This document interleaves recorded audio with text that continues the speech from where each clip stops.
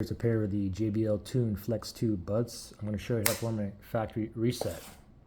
You want to do a factory reset. If you have issues, you can't put it in the pairing mode. Maybe one side's not working. Maybe it keeps disconnecting every so often. Maybe you get static and so on. Well, with a factory reset, it's pretty easy, okay?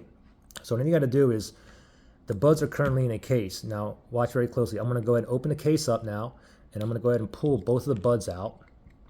Now I just have to use one of the buds to factory reset this. It doesn't matter if it's the left or right one, okay? You can see that mine are currently in pairing mode. They're both blinking blue, but it doesn't matter. Even if the lights go off or whatever, if you're connected to a different device, we can still factory reset it, okay?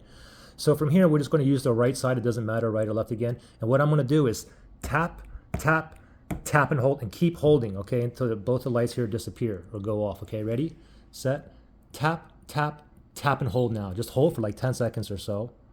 I might have to do it again. We'll see. Still holding here.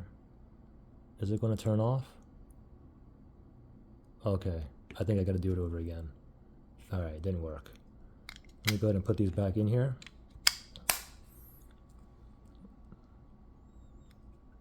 And just wait. Okay. Now, let's pull them both out. I'm going to use this one here. And then we're going to go tap, tap, tap and hold now. Just keep holding. They both just went off. Now you've seen that, right? Now what you got to do is put it back in the case here. And you can just leave it just like this. Now we'll know the factory reset is actually complete when both of them start blinking blue, indicating it's back in the pairing mode. There we go. Now we're back in the pairing mode and the factory reset is complete. Now, if you were currently connected or paired to a different phone, before you're able to connect back to that phone, you have to go to the pairing list and delete it off your pairing list. And then, once you have it in pairing mode, your phone or your computer or whatnot will be able to find it. Anyway, pretty simple to do. Questions or comments, just comment below.